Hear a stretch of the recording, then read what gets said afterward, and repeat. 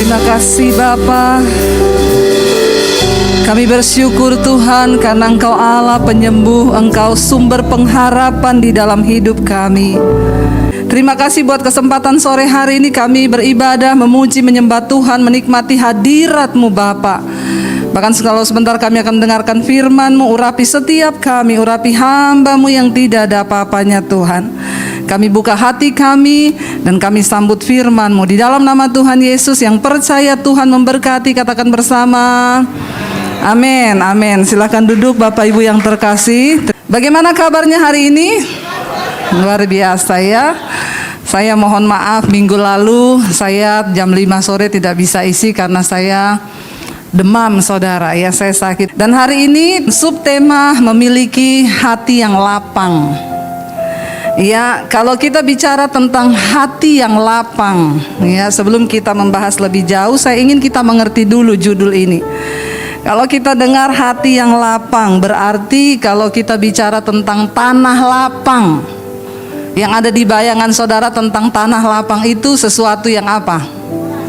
Luas ya, yang gede, yang besar. Berarti kalau bicara tentang hati yang lapang, berarti hatinya luas ya. Saking luasnya ya, kepahitan tidak terlihat, amin.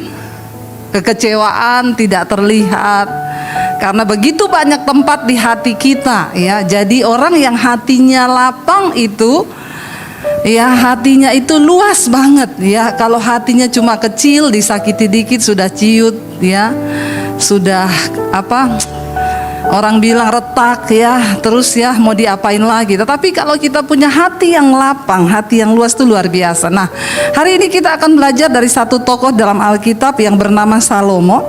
Saya dikasih ayat dari gereja, mari kita buka bersama. 1 Raja-Raja pasal yang keempat, ayat 29 sampai ayat 34 dulu kita baca ya. 1 Raja-Raja pasal 4 ayat yang ke-29 sampai ayat 34 ya, kita baca bersama 1, 2, 3. Dan Allah memberikan kepada Salomo hikmat dan pengertian yang amat besar serta akal yang luas seperti dataran pasir di tepi laut. Ya, ini berarti besar sekali saudara. Setiap kita memiliki memerlukan hikmat dan pengertian untuk menjalani hidup kita di dunia ini, supaya kita nggak salah pilih, nggak salah melakukan, tidak salah ya mempraktekkan, tidak salah. Kenapa? Karena manusia itu banyak salahnya. Waktu udah salah hidupnya kepleset, hancur, lebur semuanya, sulit untuk memperbaiki, sehingga kita banyak buang waktu untuk kesalahan-kesalahan yang harusnya nggak kita lakukan. Tapi kalau kita diberi sama Tuhan hikmat dan pengertian, maka saya percaya saudara bisa bayangkan aja kalau orang salah menikah. Nggak usah salah yang lain dulu, salah pilih jurusan sekolah masih lumayan lah ya, walaupun ya memang menderita.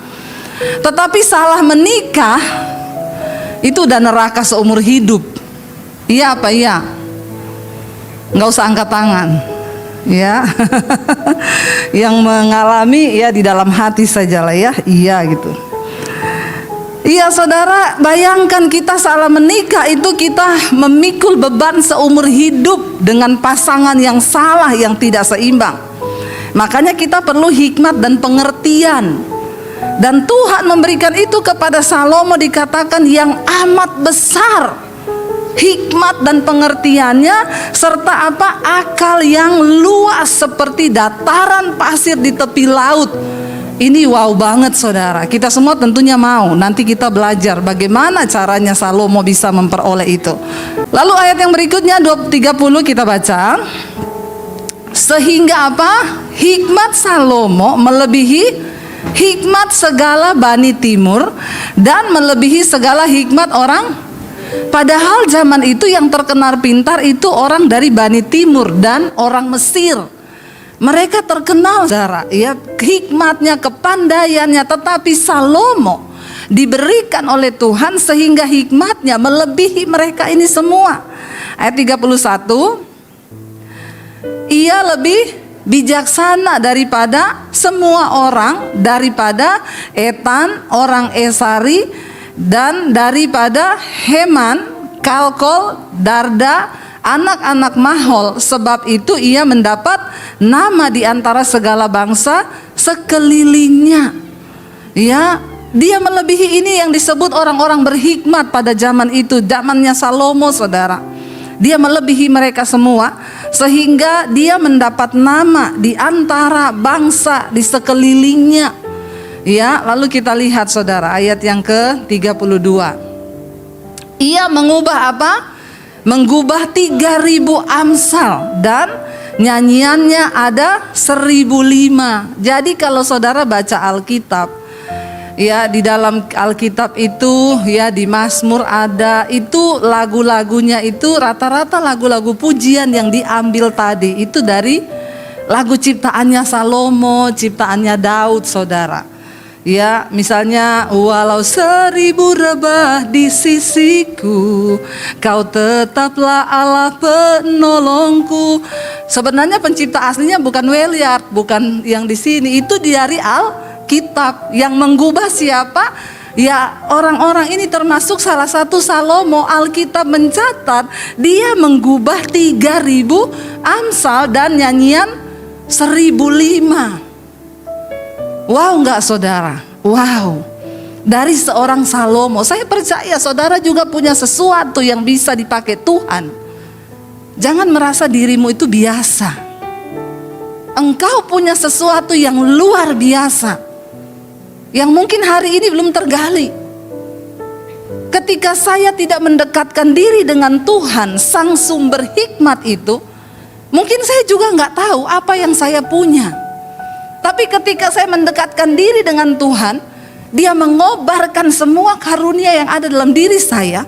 Sekarang saya tahu, oh ternyata banyak hal berharga dalam diri saya yang selama ini belum tergali. Salomo dipakai Tuhan, ya, menggubah 3.000 amsal dan nyanyiannya ada 1.005. Bukan cuma itu, dia bukan cuma menggubah dan membuat amsal, tetapi amsal dan nasihat-nasihatnya itu dicari orang, saudara. Lihat ayat yang berikutnya, yuk kita baca. Ayat 33, ia bersajak tentang pohon-pohonan, dari pohon aras yang di gunung Libanon sampai kepada hisop yang tumbuh pada dinding batu. Ia berbicara juga tentang hewan dan tentang burung-burung dan tentang binatang melata dan tentang ikan-ikan. Ayat 34. Maka apa di sana?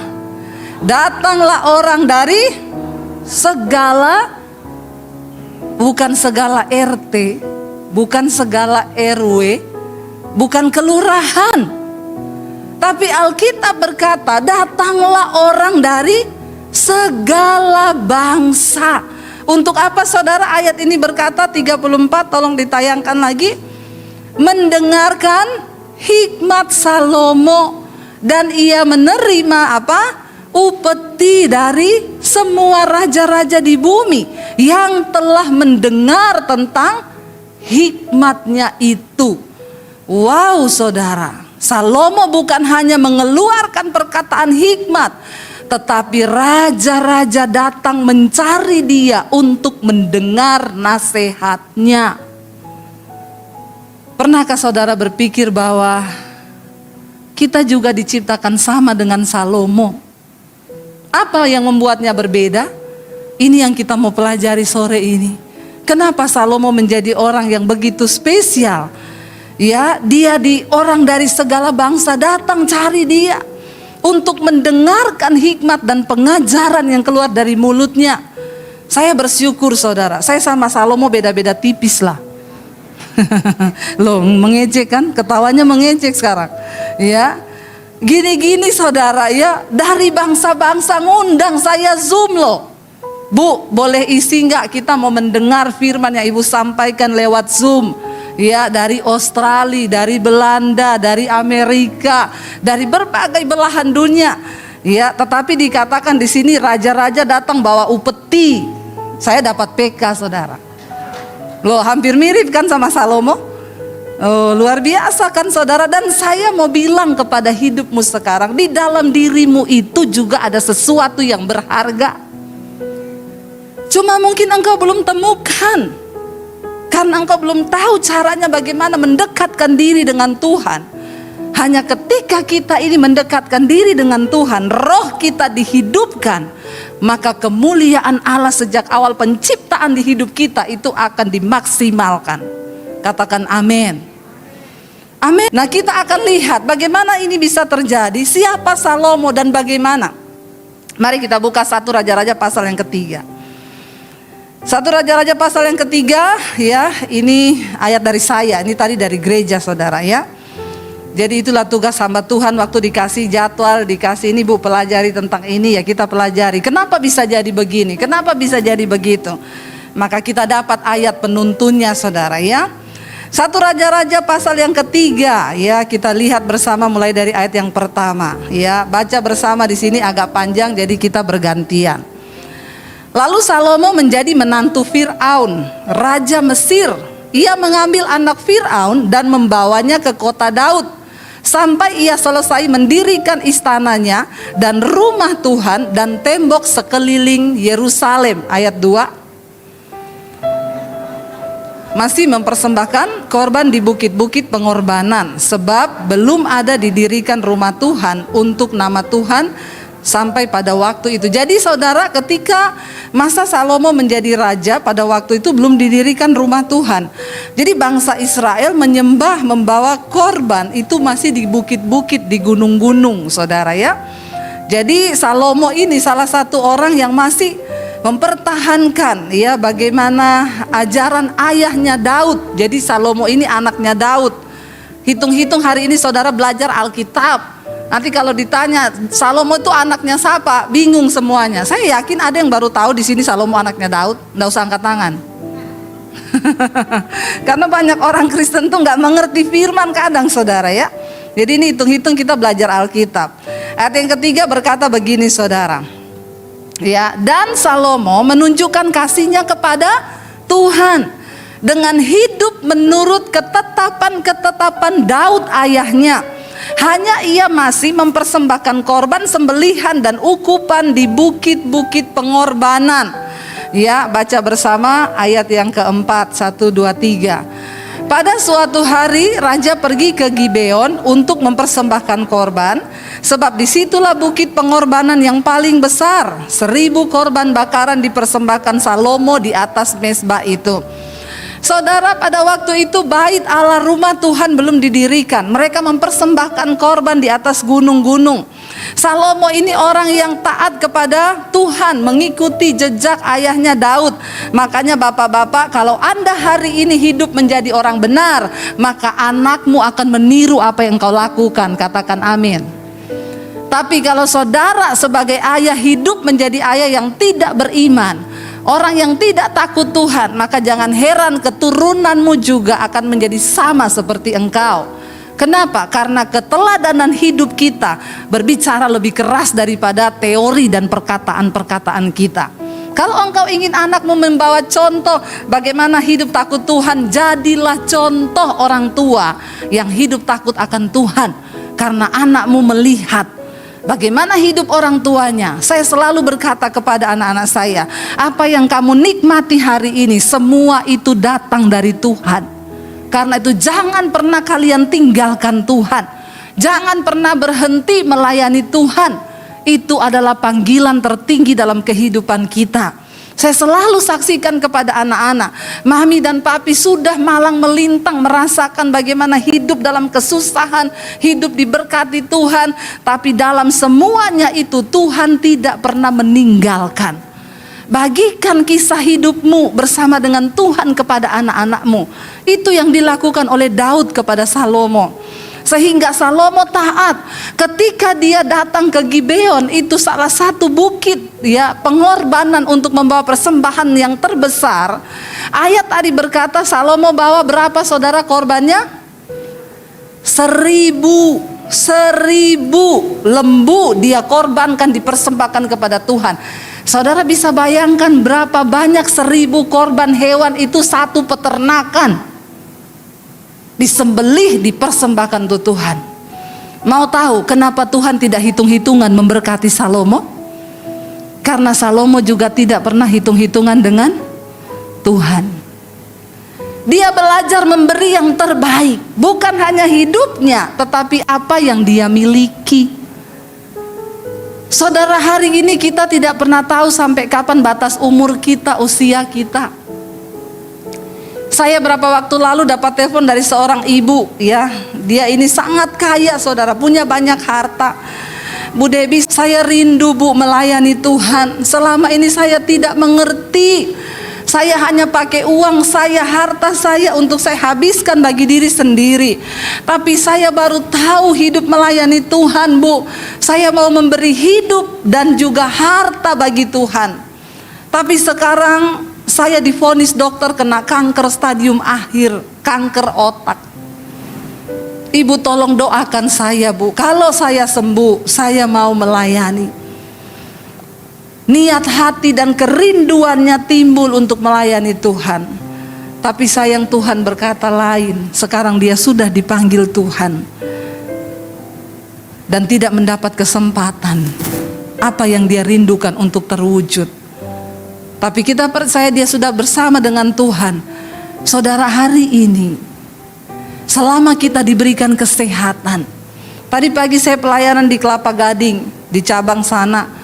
Ya, ada ibu-ibu di lift ketemu saya, dia bilang, Bu Debbie itu hebat ya. Saya bilang, Tuhan, Bu, yang hebat. Kenapa ibu bilang saya hebat?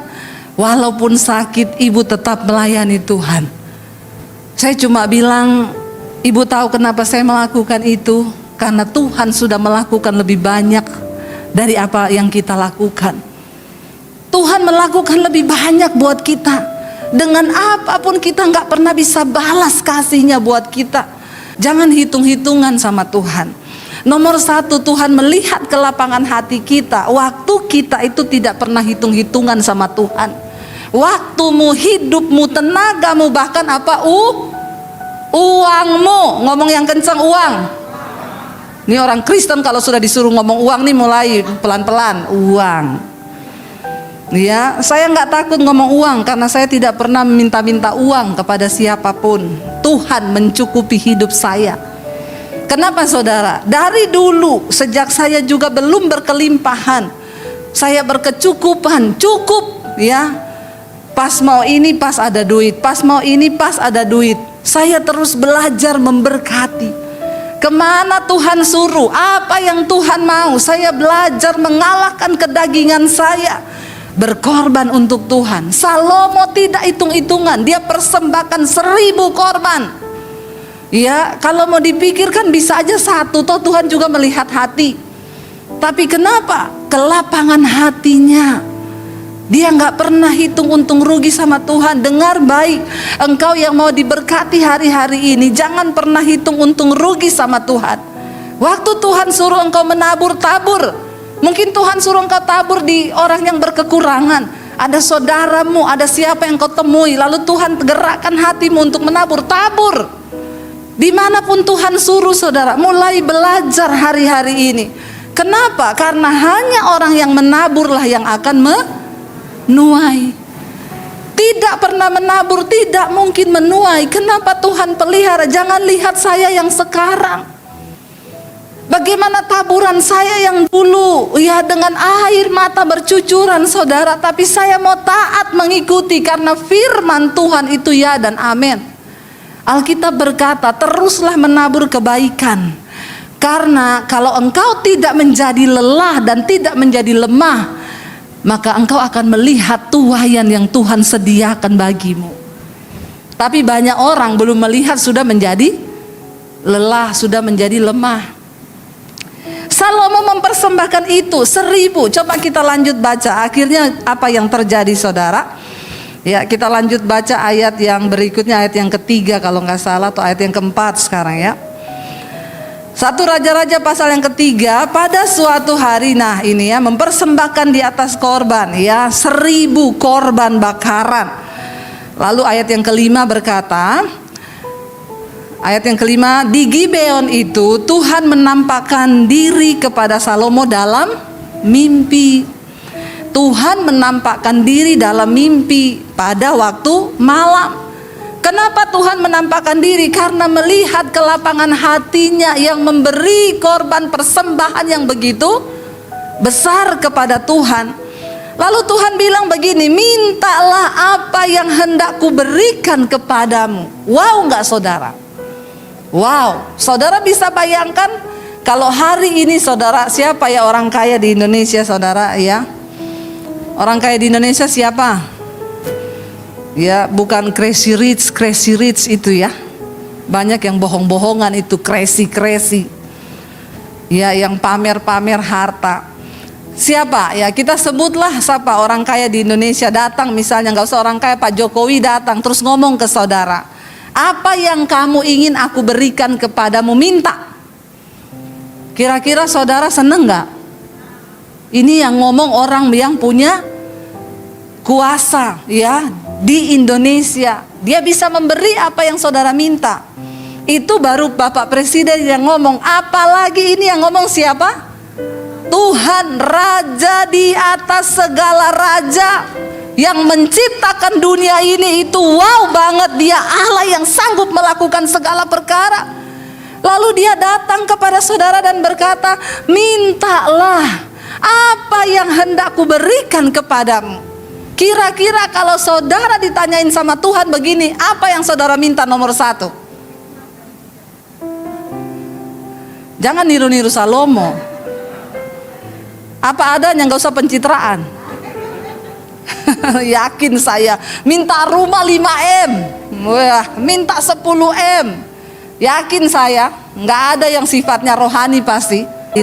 Ayat yang ke-6 saudara ya, apa yang Salomo minta di sana, dia bilang begini. Lalu Salomo berkata, engkaulah yang telah menunjukkan kasih setiamu yang besar kepada hambamu Daud ayahku. Sebab ia hidup di hadapanmu dengan setia, benar, dan jujur terhadap engkau. Dan engkau telah menjamin kepadanya kasih setia yang besar itu dengan memberikan kepadanya seorang anak yang duduk di tahtanya seperti pada hari ini. Yang pertama Salomo jawab langsung apa? Tuhan, terima kasih. Aku bisa ada di tahtaku hari ini semua karena anugerah-Mu. Itu datang daripadamu. Mari kita menyadari, orang yang punya kelapangan hati menyadari tidak ada satupun dari hidup kita yang kita dapat dari kekuatan kita. Semua hanya karena kasih karunia Tuhan. Jangan lupa ketika engkau bangun pagi bersyukur, maaf, nafas hidup kita pun itu hanya karena anugerah. Kalau bukan karena anugerah kita nggak napas hari ini saudara. Semua karena anugerah Tuhan, makanya nggak ada yang perlu disombongkan. Lalu dia berkata saudara, ayat yang ke-7 dia bilang apa? Ayat yang ke-7, maka sekarang ya Tuhan Allahku, engkaulah yang mengangkat hambamu ini menjadi raja menggantikan Daud ayahku. Sekalipun aku masih sangat muda dan belum berpengalaman. Salomo menyadari saudara bahwa dia bisa ada di tahtanya hari ini itu semua karena Tuhan yang mengangkat. Bagaimana kita bisa diangkat Tuhan saudara? Bagaimana engkau bisa ada padamu posisimu hari ini? Itu semua karena Tuhan. Gak ada yang kita dapat dari kekuatan kita. Ya, jangan berkata aku ini memang dari dulu udah kaya karena 7 turunan dari papaku itu kaya. Semua yang hari ini engkau punya itu dari Tuhan. Bahkan Salomo mengakui di hadapan Tuhan, aku masih terlalu muda dan tidak ada pengalaman apa-apa. Orang yang hatinya lapang dengan rendah hati mengaku di hadapan Tuhan, Tuhan, tidak ada kepinteranku, tidak ada pengetahuanku, bahkan pengalamanku. Aku hanya mau bergantung kepada Tuhan saja.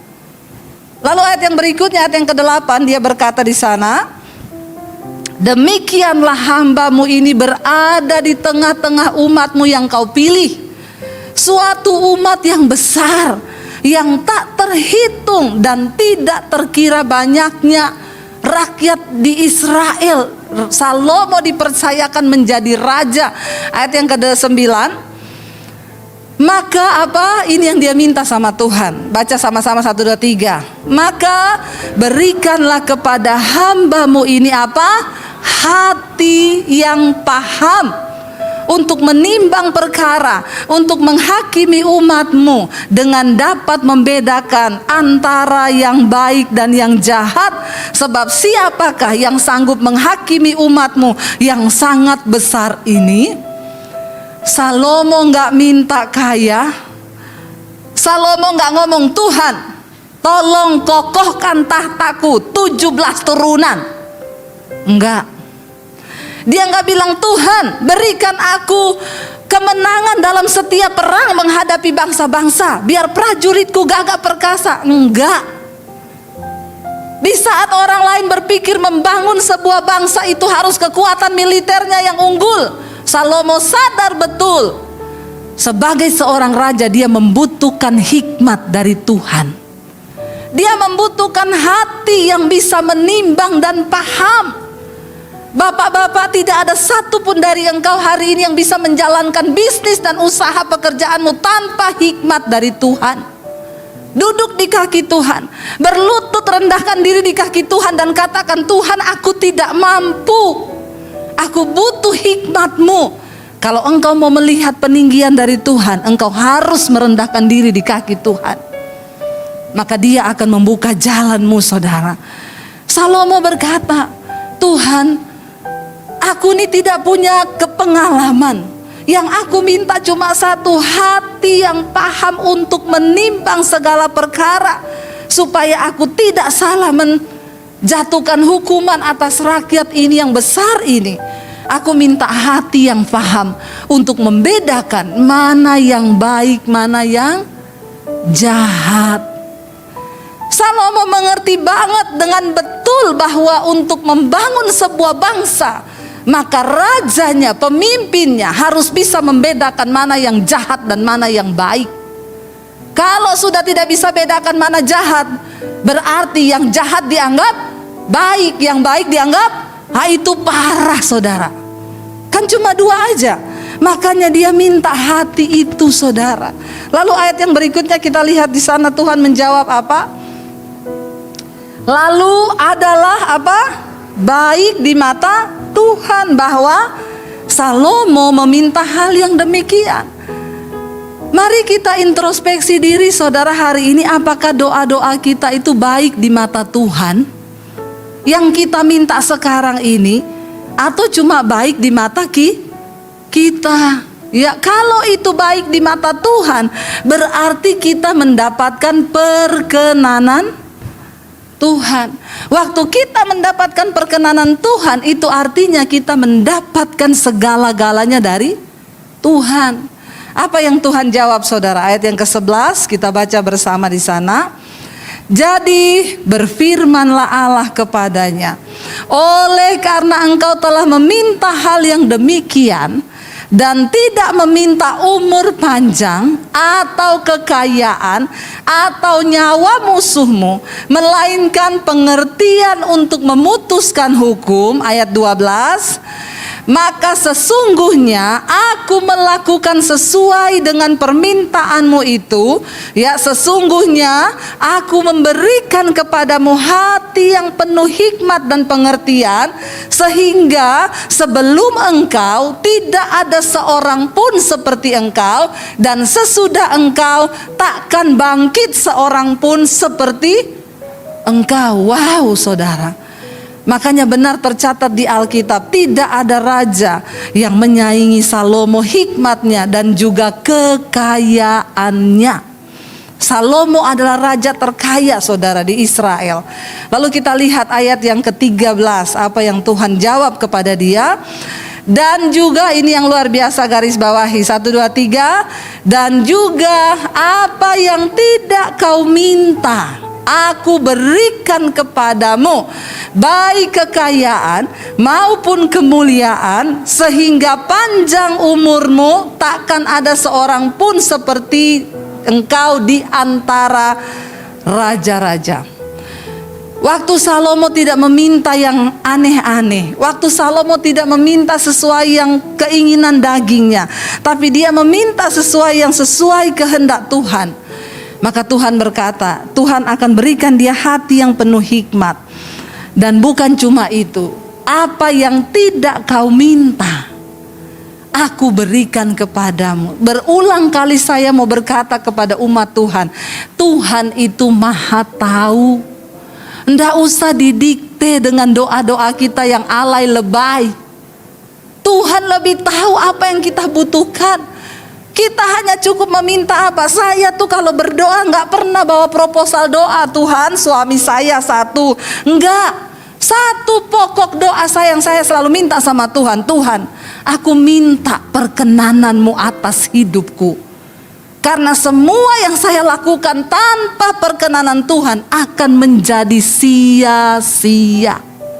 Soal suami diberkati, suami diberi takut Tuhan, anak-anak diberi takut Tuhan, itu Tuhan yang tahu. Apa yang tidak kau minta, yang engkau rindukan di hatimu, itu Tuhan tahu. Yang terpenting minta dulu sesuatu yang sesuai dengan kehendak Tuhan. Salomo meminta sesuai yang kehendak Tuhan.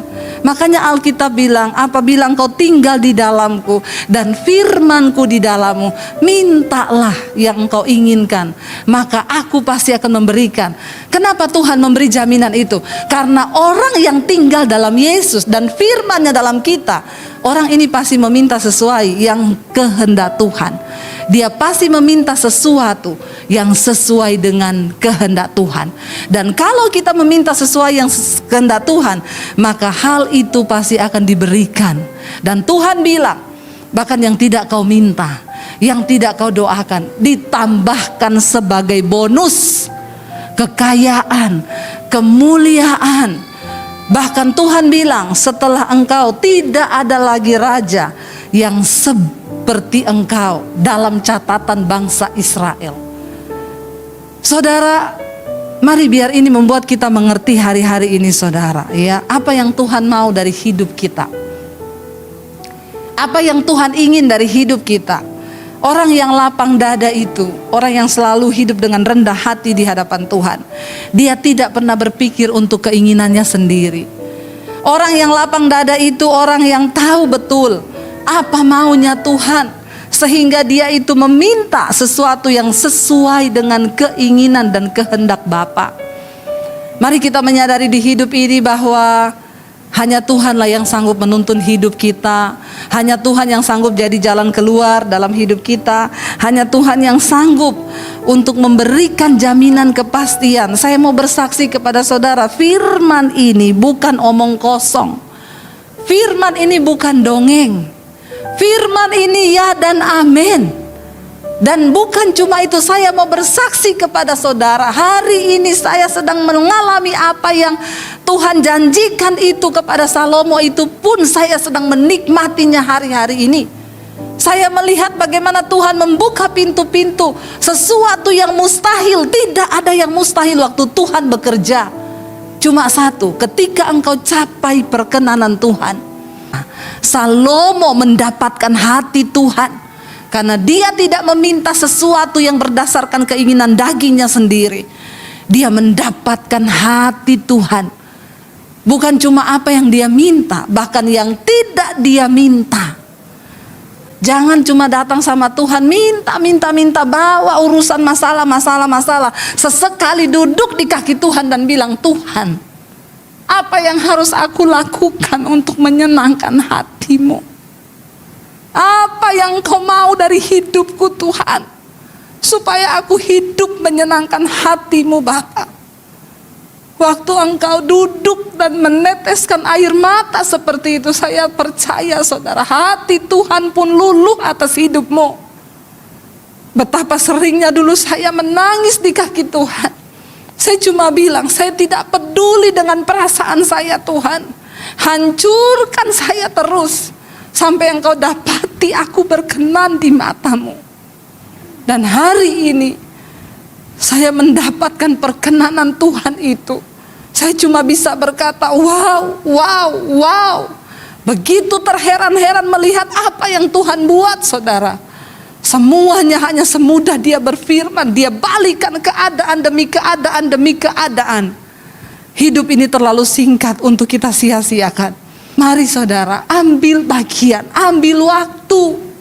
Jangan cuma datang bawa persoalanmu terus kepada Tuhan, tapi duduk sesekali di kaki Tuhan dan bilang, Tuhan, bicara kepadaku apa yang Engkau mau aku lakukan, supaya aku menyenangkan hati-Mu Tuhan.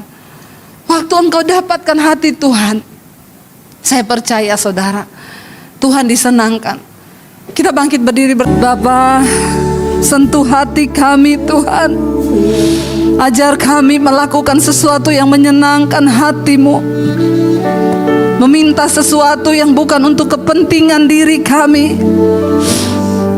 Berikan kami hati yang lapang Tuhan.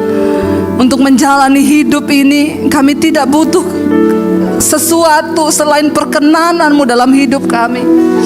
Berkati setiap suami-suami, istri-istri. Berkati setiap rumah tangga Tuhan, agar sungguh-sungguh kami melandasi iman kami hanya kepada Kristus saja dan bukan yang lain. Bawa kami Tuhan di dalam perkenanan-Mu Bapa. Bawa kami untuk selalu memandang kepada-Mu Tuhan.